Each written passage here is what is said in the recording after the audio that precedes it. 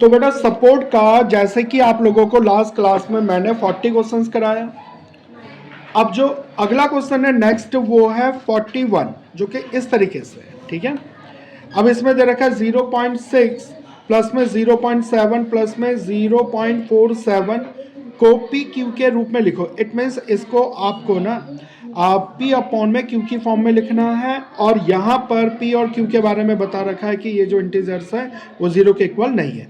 आपको इन चीज़ों में ज़्यादा ध्यान नहीं देना, बस आपको ये फोकस करना है कि इनको सॉल्व करना है, ठीक है। तो लेट्स स्टार्ट। जैसे कि क्वेश्चन नंबर 41 है, हाँ जी, 0.6 प्लस में 0.7 प्लस में 0.47 बार। आपको मैं बता दूं इसमें थोड़ा सा मिसप्रिंट है, ये 47 के ऊपर बार है, ये 7 के ऊपर बार है, ये 6 के ऊपर बार होगा, ठीक है, ठीक है। तो अब जरा देखना इसमें करना क्या है आप लोगों को।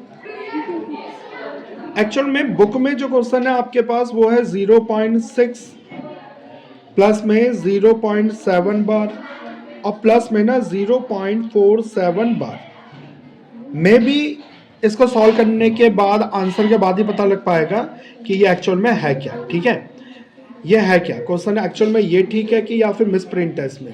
मेरे हिसाब से तो ये होना चाहिए, पर जैसा आपको दे रखा है ना मैं उसी तरीके से कराता हूँ आपको जैसे ये दे रखा है, ठीक है। तो बच्चों जरा देखना, आपके पास 0.6 0.7 का बार ये, इन सबको ना आप I1 मान लो, इसको आप I2 और इसको आप I3, ठीक है। तो अब जरा सबसे पहले अगर मैं I1 के लिए बात करूं जो कि है आपके पास 0.6, बेटा ये पॉइंट है, इसके ऊपर कोई भी बार नहीं है तो इसका फ्रैक्शन तो बहुत सिंपली हट जाएगा आपका। इसको आप क्या करो 0.6 अपॉन में 10, पॉइंट की जगह 1 और यहाँ से 3 और ये 5। मुझे नहीं लगता इतना इजी डिजिट आपके पेपर में आएगा, पर आ जाए तो ज़्यादा अच्छी बात है। आपके पास 0.6 कितना आ गया 3 अपॉन में 5 जो कि I1 है। आई होप यहाँ तक आप लोगों को समझ में आ गया, जो कि P अपॉन Q की फॉर्म में आ गया न्यूमरेटर और डिनोमिनेटर। नेक्स्ट अगर हम देखें यहाँ पे I2 आपके पास 0.7 का बार है, ठीक है। तो आप देख सकते हो यहाँ पे पॉइंट के बाद जो डिजिट आ रही है ना आपके पास वो एक्चुअल में बार है। इस बार का मतलब क्या होता है, सबसे पहले तो आप इसको समझ लेना। इस सिचुएशन में क्या करना होता है, लेट करना होता है। लेट इक्वल्स टू 0.777 एक्स्ट्रा, ये चलता ही रहेगा इन्फिनिटी तक। बार का मतलब हो गया बेटा कि ये 7 है रिपीटेड है, रिपीटेड बार बार रिपीट हो रहा है, ठीक है। इसको दे दो इक्वेशन फर्स्ट। जब ऐसी सिचुएशन आए जहां पर पॉइंट के बाद एक ही डिजिट रिपीट हो रहा है ना, तो उसमें आपको 10 से मल्टीप्लाई करना है। किससे मल्टीप्लाई करना है, 10 से। आप यहाँ पे लिखोगे मल्टीप्लाइंग बाय 10 बोथ साइड।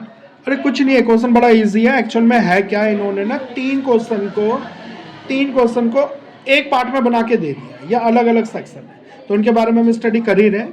तो देखो अगर 10 से मैं दोनों तरफ मल्टीप्लाई करता हूँ, इसको मैं 10 से मल्टीप्लाई करता हूँ, दोनों तरफ 10 से अगर मल्टीप्लाई करता हूँ तो 10x, 10 से इसे मल्टीप्लाई कर दूंगा तो 0.7777 डैश डैश। ध्यान रखना है, देखो ये 7 चलता ही जा रहा है।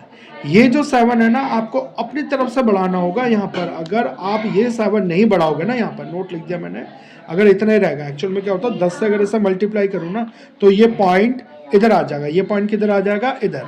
तो आपके पास 7.777 टाइम ही आएगा, पर ये 7 तो बढ़ता जा रहा है, तो 3 टाइम के बाद एक 7 और बढ़ा देना। इससे क्या हो गया, आपकी कैलकुलेशन में बड़ा ही बेनिफिट मिलेगा। Give the equation second. समझ में आ गया होगा कैलकुलेशन। अब बड़ा सिंपल है, आपको करना क्या है, इक्वेशन सेकंड माइनस में equation first. It means subtract equation first from equation second. तो क्या बनता है जरा देखना बेटा। ओके, तो आपके पास था 10x इक्वल्स टू, यहाँ पे था 7.777 और एक 7 जो आपने अपनी तरफ से बढ़ा था। इक्वेशन सेकंड ये था। फर्स्ट इक्वेशन था x इक्वल्स टू 0.77777। इस क्वेश्चन में टर्निंग पॉइंट यही है। अगर ये 7 आपने अपनी तरफ से इंक्रीज नहीं किया होता तो आप यहाँ पे कंफ्यूज हो सकते थे। क्या करते, इधर से कॉमन लेते, इसे 0 लेट करके फिर सारा क्वेश्चन आपका रोस्ट हो जाता। तो ध्यान रखना है इस चीज का, ठीक है। तो इसके आगे कुछ नहीं है, तो कोफिशिएंट में क्या मानेंगे हम 1, ठीक। साइन चेंज माइनस, क्योंकि ये प्लस का था, यहाँ पे प्लस है तो माइनस, ठीक। 10 में से 1 को माइनस कर देंगे 9x, 7 में से 0 7 और ये आपके पास 7 0 0 0।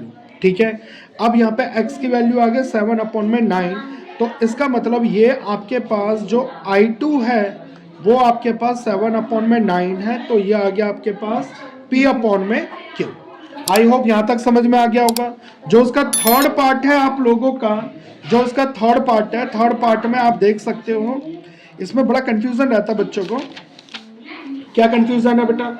0.7 बार। ठीक है, फिर से समझो, 0.47 बार। ये जो बार है ना, ये जो बार है सिर्फ और सिर्फ 7 के ऊपर है। किसके ऊपर है? ओनली 7 के ऊपर। तो ये 47 का बार नहीं है, ये सिर्फ 7 के ऊपर है। तो पहले ना इसे आप ठीक करो। हम सबसे पहले इसे लेट करेंगे। देखो x हम पहले लेट कर चुके हैं, इस बार y लेट कर लो। y अगर हम लेट करें 0.47 बार, हमेशा ये पॉइंट जो है ना बार के बाद ही आना चाहिए। ये वाला जो पॉइंट किसके बाद आना चाहिए? किसके बाद आना चाहिए? बार के बाद। किसके बाद आना चाहिए? बार के बाद। पर ये पॉइंट आपका बार के बाद नहीं है, तो इस केस में क्या करेंगे? अब मल्टीप्लाई कर दो। Multiply both side by 10। अगर मैं 10 से दोनों तरफ मल्टीप्लाई कर देता हूं तो ये आपके पास 10y। अगर मैं 10 से इसे मल्टीप्लाई करूंगा ना बेटा, ये पॉइंट जंप करके इधर आ जाएगा। It means 04.7 bar. अंडरस्टूड? आपको समझ में आ रहा होगा। तो इसी तरीके से इसको हम आगे अब कंटिन्यू करते हैं। ये बिल्कुल सिंपल फॉर्म में आ गया। 7 7 7 7 डैश डैश डैश। इसको ना इक्वेशन फर्स्ट देना है। क्या देना है इसे? Equation first. ठीक है, समझ में आ रहा है आप लोगों को? फिर से सुन लो, मुझे इस पॉइंट को यहाँ पर ट्रांसफर करने के लिए 10 से दोनों तरफ मल्टीप्लाई करना पड़ा। 10 से अगर मैं y को मल्टीप्लाई कर दूं तो 10y। अगर 10 से मैं इसे मल्टीप्लाई कर दूं तो 4.7 बार। ठीक है, आपको समझ में आ रहा है यहाँ तक? नेक्स्ट जो था हमारे पास, जो इक्वेशन सेकंड आया था, फर्स्ट जो था उसके आगे फिर।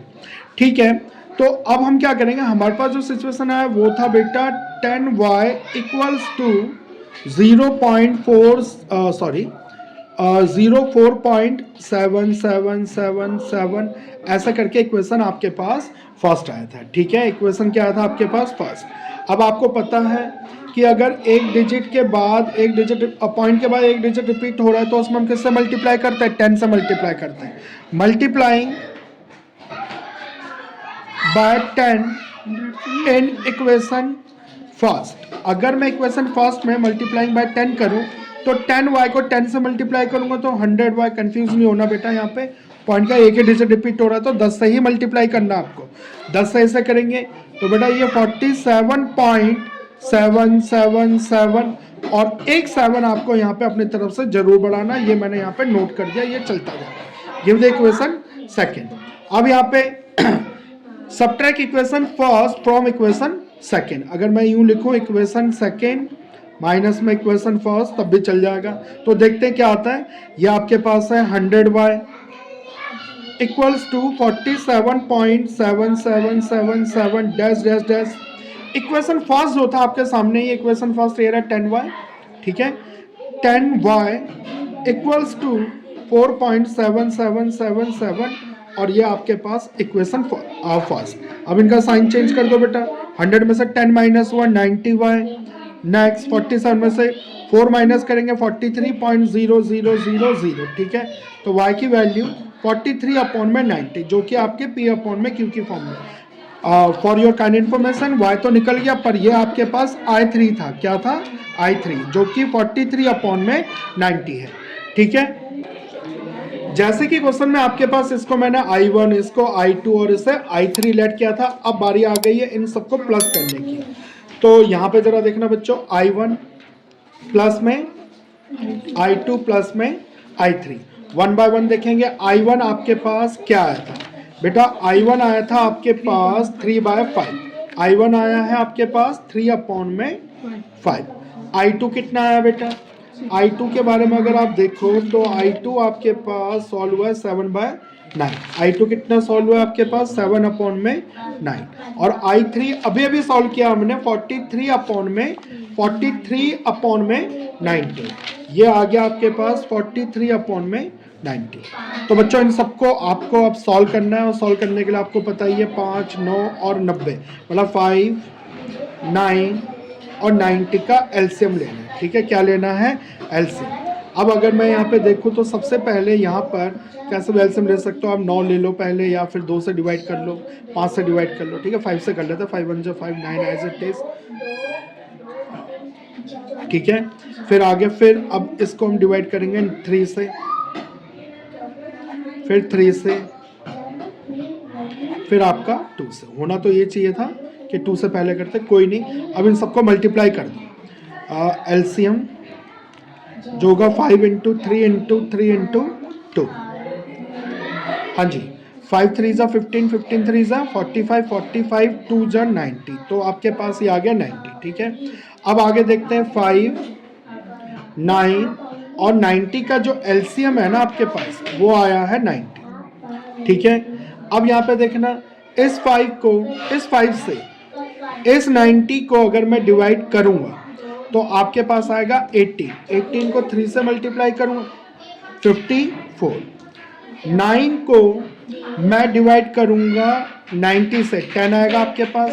उस 10 को फिर 7 से मल्टीप्लाई करूंगा तो ये हो जाएगा आपके पास 70। एग्जैक्टली 90 को 90 से डिवाइड करेंगे तो 1 को 43 से 43। अब इनको आप प्लस कर लो, वो आपका फाइनल आंसर होगा। तो प्लस करने पे आपके पास आ रहा है 7, और आपके पास ये आ रहा है 9 और 7 60। तो ये आपके पास फाइनल आंसर है 167 अपॉन में 167 अपॉन में 90। तो आई होप आप लोगों को ये क्वेश्चन अच्छे से समझ में आया होगा।